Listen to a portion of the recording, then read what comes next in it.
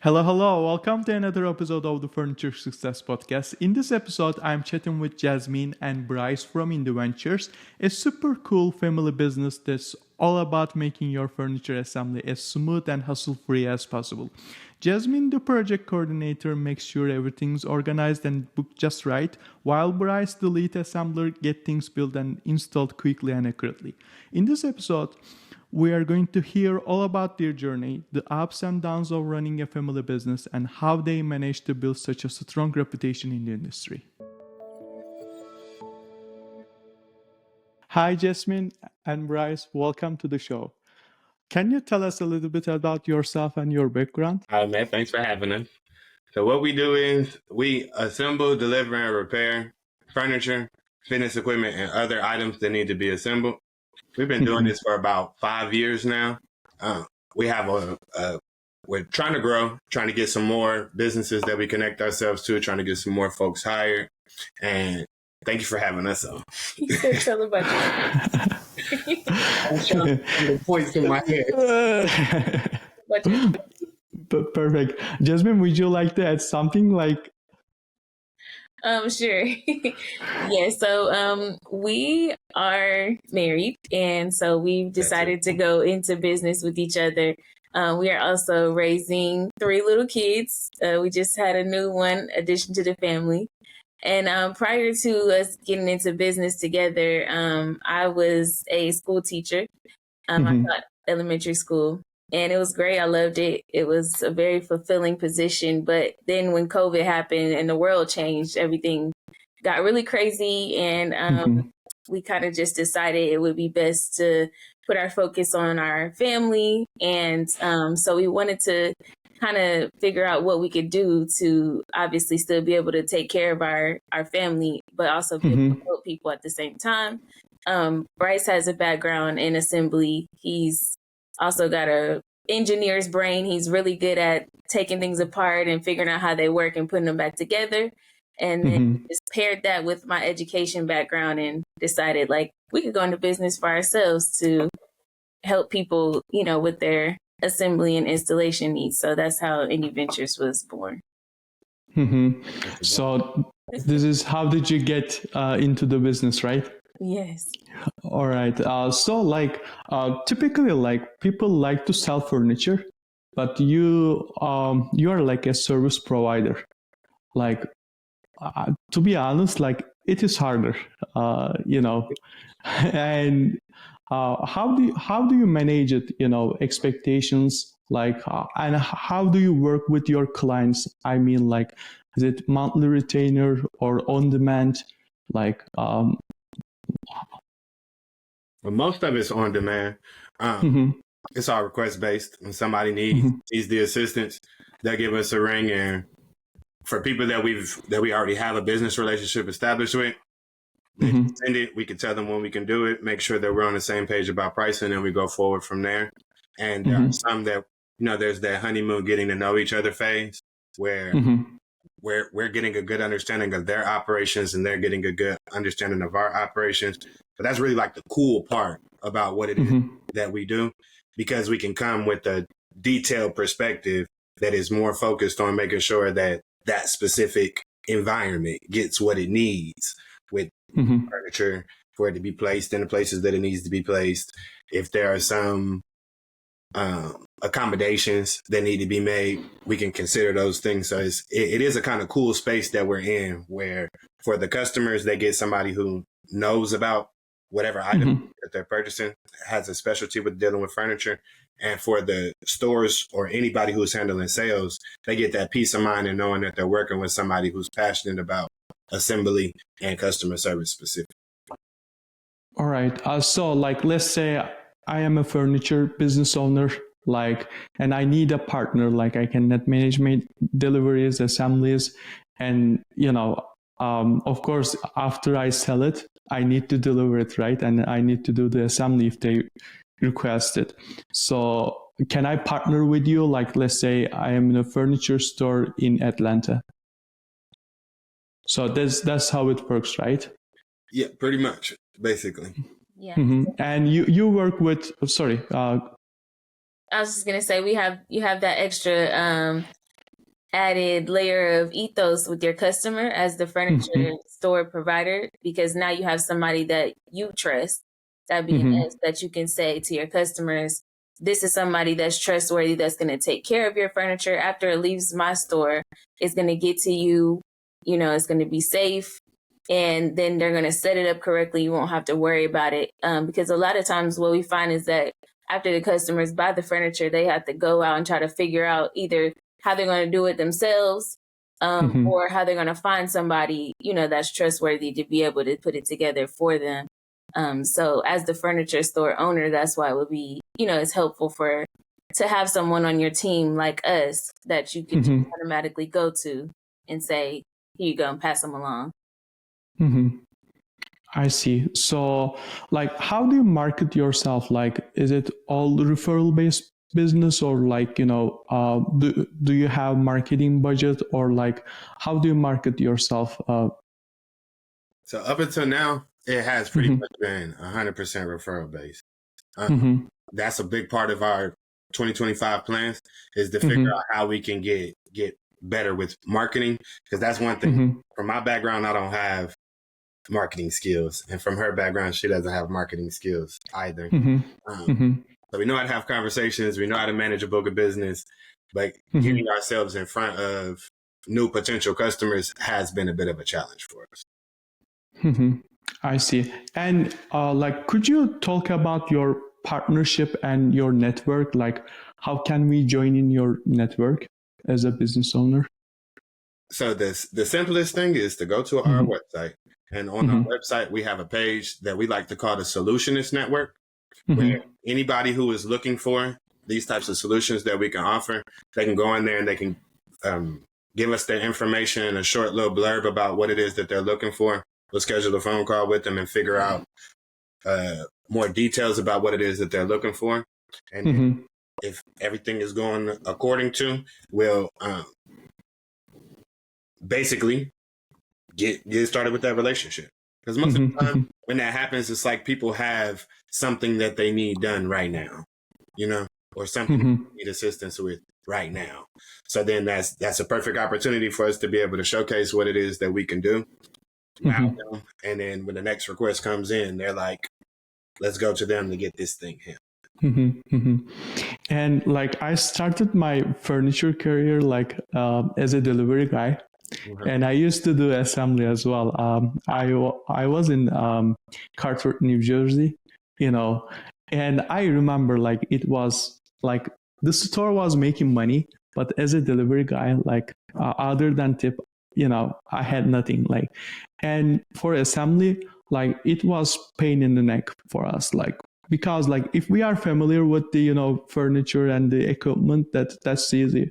But if we are not familiar with the, you know, furniture, and it is like 5-piece bedroom set, whatever, like with mirrors, you know, chest, and, you know, it takes so much time. And, you know, this could be a, you know, a really good solution for a business owner that, you know, that wants to, you know, scale, because like as a business owner, I will be, you know, eliminating the team management, because like for most of our clients, the problem is like they scale their business, like let's say 2 locations to 5 locations, and then the team management, like team goes up to, you know, from 15 people to 30 people. And then you need to have delivery zones, you know, shipping rules, like some other things. And then it makes really hard to, you know, scale to the next level, because like you are dealing with like, because like for those kind of things, like you need to hire people.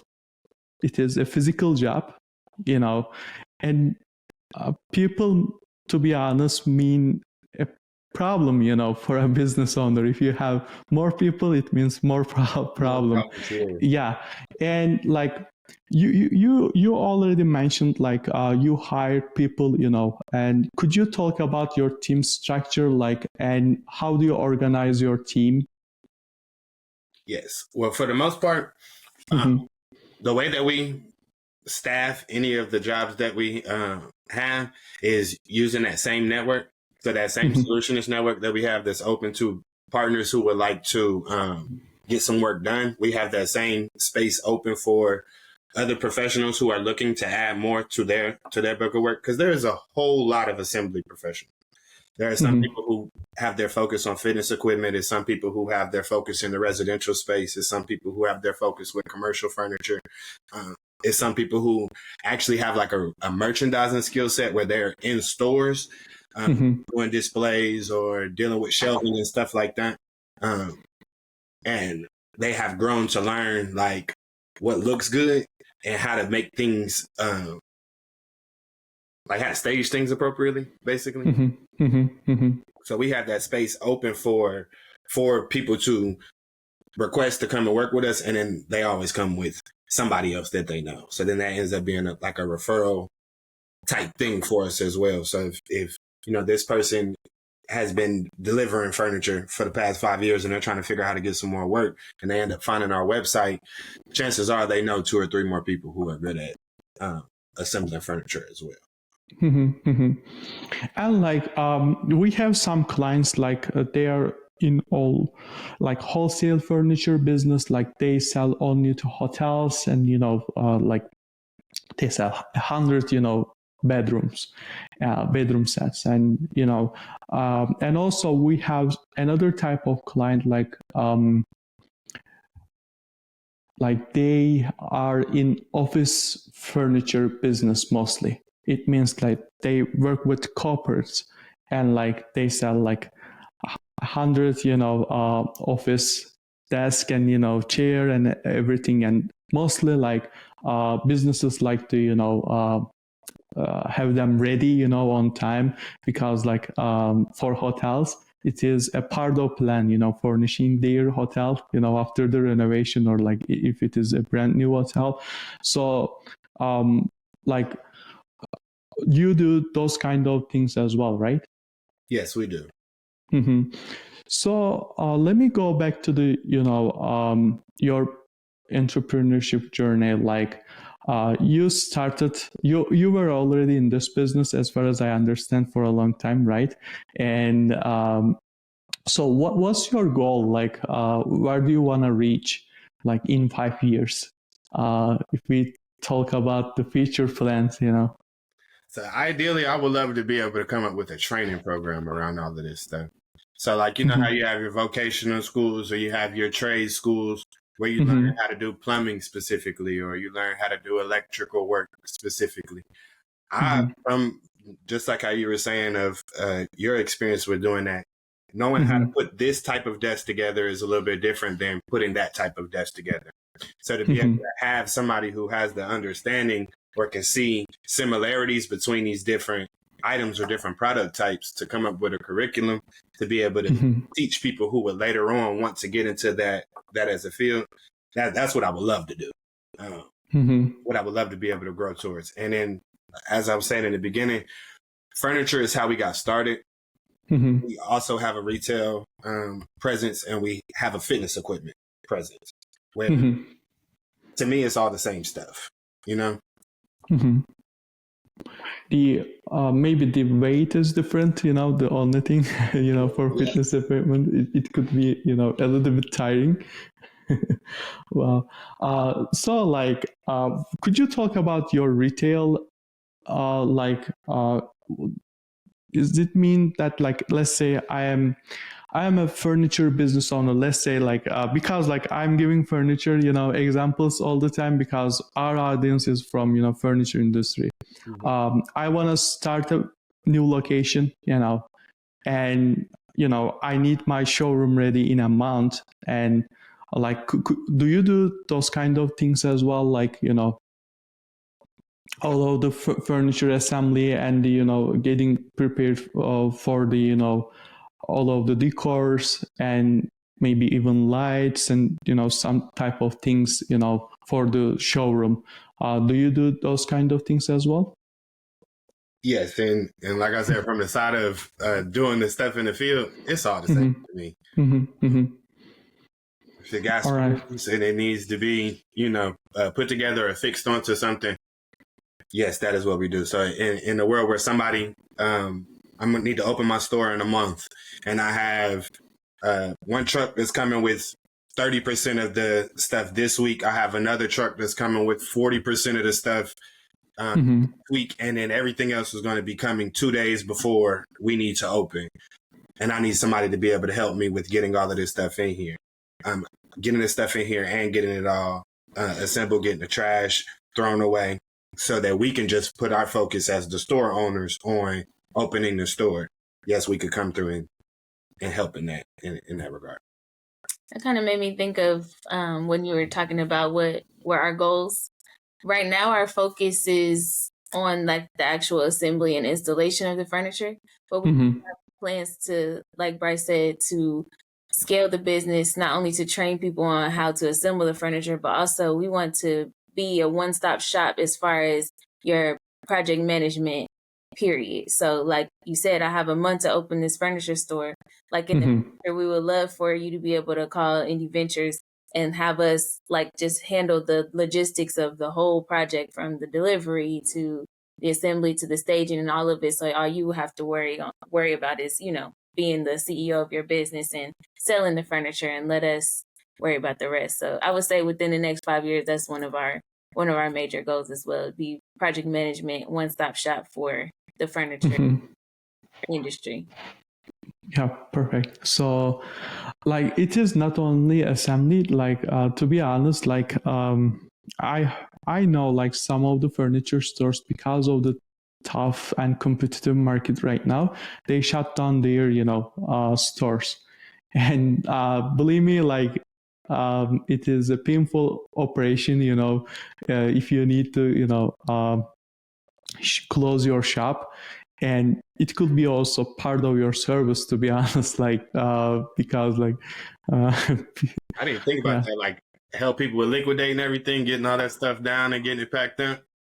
Yeah, because like sometimes like we recommend our clients like closing voluntary locations, because like if they're consistently losing money, like they have to get rid of it. And in that scenario, like mostly they tend to keep it, just because of the heavy workload, and also like the cost of the closing the shop. Like it is a business expense as well, like and it's not the easy operation, because you need to move all of the furnitures to the other locations, and you shouldn't break anything because you want to sell them again. Right. That's tough. So you mentioned that referral business is like like predominantly your source of lead right now and business partners. But other than that, like, are you thinking about attending trade shows maybe, or like events, or have you ever participated in any events?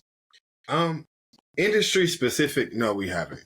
Like as far as being entrepreneurs, we do go to certain small business events that we have in Atlanta. We're members of our local chamber of commerce, stuff like that. But I did just learn that there is like a whole I forgot how to describe it. Like from the design world, that they'll have these spring furniture expos and fall furniture expos. And apparently there is some that are coming up in Atlanta here that we are planning on attending. So that is something that we want to, that we're going to start doing.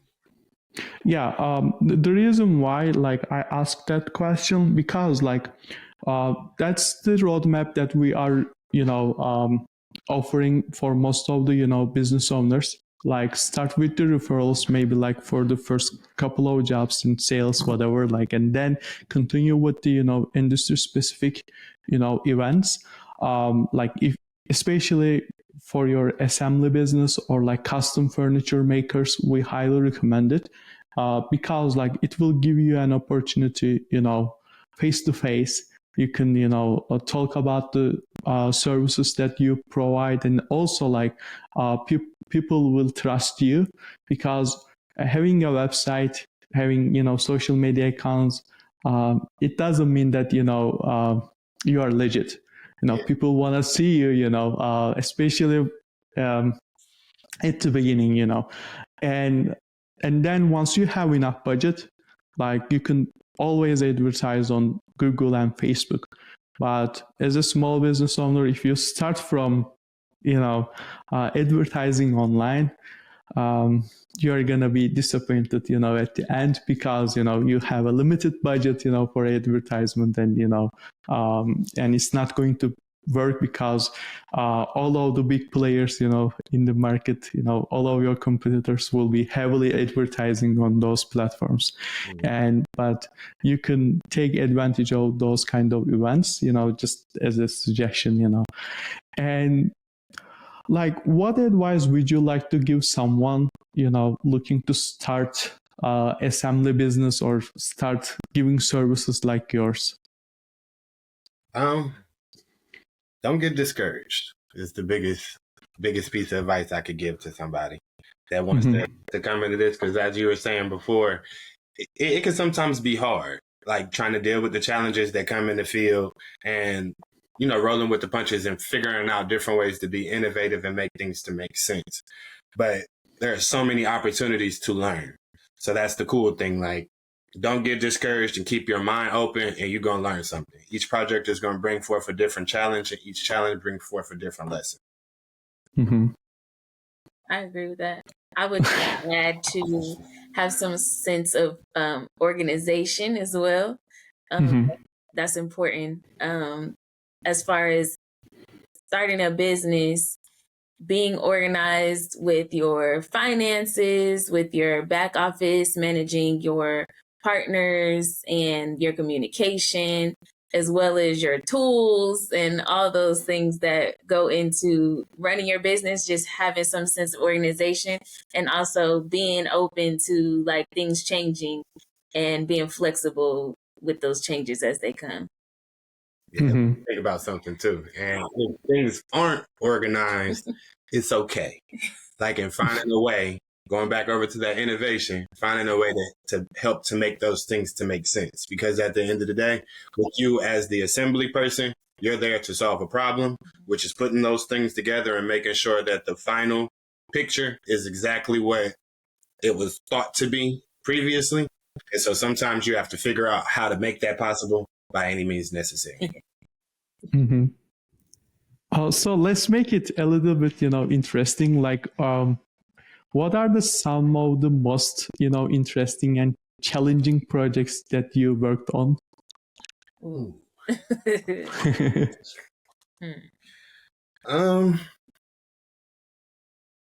Trying to think with furniture specifically. I got a couple fitness equipment jobs on the top of my brain. Man. What about the sauna? It can be like one furniture and one, fitness, maybe. I got you. Sorry, I'm thinking.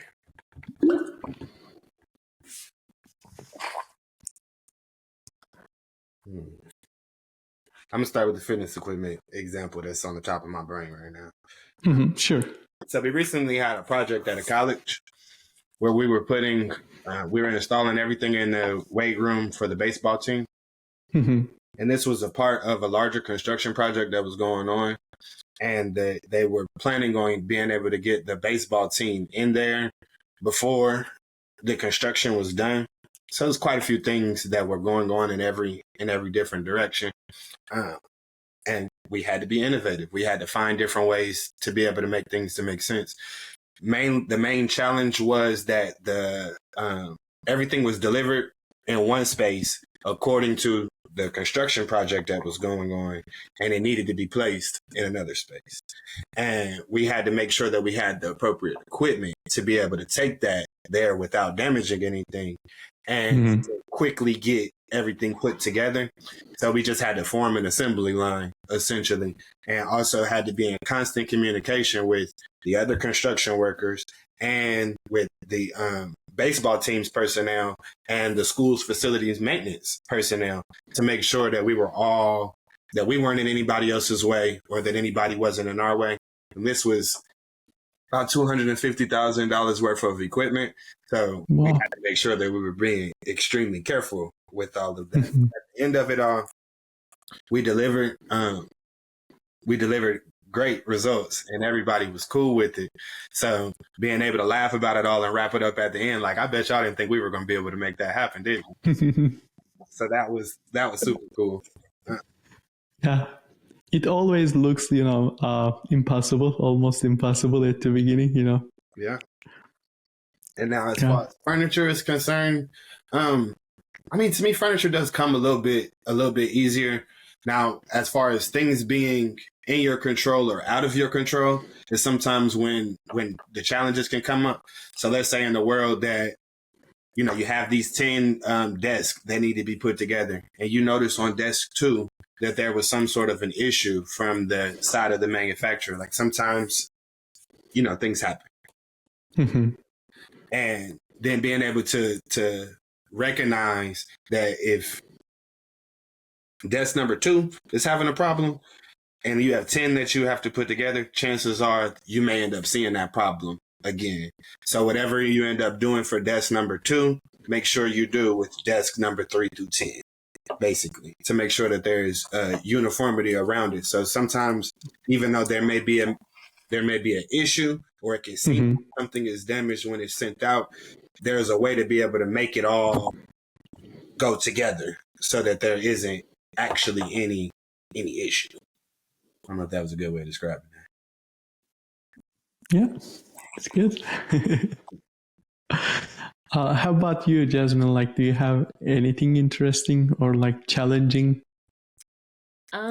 So for me, I'm more so in the office. So I'm not usually in the field. I'm in the on the computer, talking on the phone. So a lot of times the challenges that I face are related to what's going on in the field, and just being like that buffer in between what's happening on site, where Bryce and the team are actually doing the physical work, and just me making sure I'm available to communicate with both parties. Let's say the store owner or whoever is on the other side of that project being completed. Just being a friendly face and, a nice calm voice to let them know that, issues come up. Unfortunately, it just happens. Sometimes the rise, but just for I think it's helpful to have somebody like me there in the middle of it to just reassure people, like, it's going to be okay. Everything's going to be fine. There's an issue right now, but at the end of the day, we're going to make sure that we deliver a service that you're going to be happy with. So just stay calm. Yeah. To be honest, like, it is harder, taking care of the people, like, stuff, All right. So, like, let me ask one more marketing question, like, about your social media profile. Like, you are active, like, and you are consistent, not so frequent, but I saw your real content. So does it help you, like, your social media profile, like for reaching new customers, or it is just about legitimacy? Yeah, that's really more so what it's for. It's that credibility. It's to show that proof of work. There are the chances. There are times when somebody may see something and then they want to send us a message asking us, if we could do something similar for them. But for the most part, the social media is to showcase what we do. Now, LinkedIn is another good social platform for us to like start getting ourselves out there, getting that brand and stuff started. But it's very, very rare that we get like a direct lead from any of this. I see. Like, still, it's free, and it doesn't take much time, I also think that it's a science to it, that there is an art form in how you approach socials, period. And it's marketing, basically. So, yeah, like I was saying earlier, I would love to get better with marketing. But right now, I don't really know too much. We kind of, both of us aren't really social media people, I guess you would say, with our personal lives. So that kind of creeps into the business because we don't engage with social media like that for ourselves. It kind of just is like one of those things, it's like, oh, I don't really want to do that. But like you said, it is free, and it is with the consistency, like it does help a lot. So that's another one of our goals in 2025 to get better with that.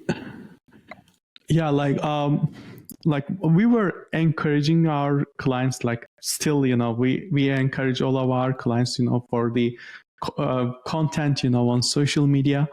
And one of the custom furniture owners like was telling me, like, he attended a trade show, I guess.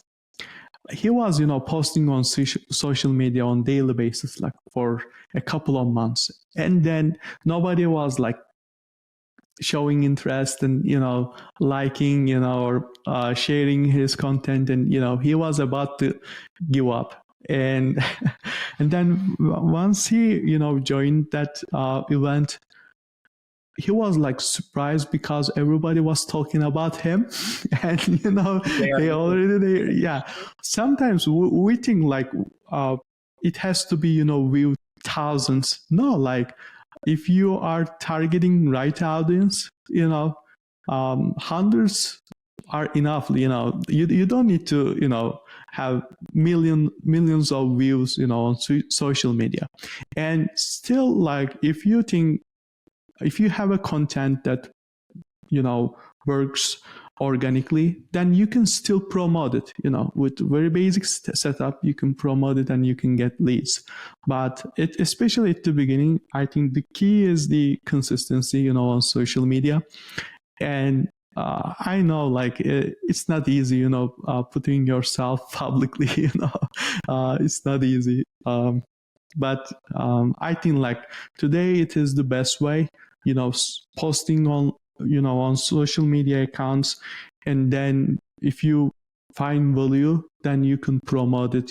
Even unprofessional way, you can try something, and you don't need to pay marketing agency for thousands of dollars managing your accounts.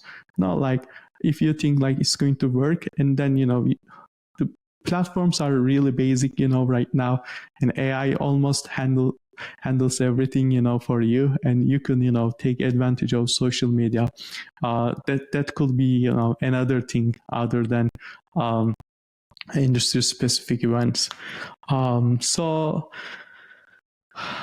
like those are all of my questions. I really like the idea that you want to become a trainer, maybe for the furniture assembly. I think there is no coaching in that industry right now. Nope. There's definitely a gap in the market for that there. Yeah.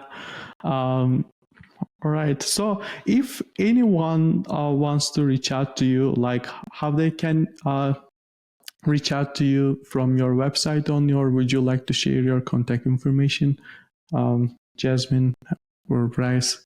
Sure, yeah. Like Bryce mentioned before, you can go to www.indyventures.net and join our business network. But we can also be reached by email at info@indyventures.net. And we're on social media, Ventures as well. Yeah, you search Indy Ventures on any of your socials, and you'll find our platform.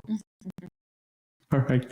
Thank you so much for attending our show, Bryce and Jasmine. And it was the first time that we are having a couple, so Thank you so much. all right.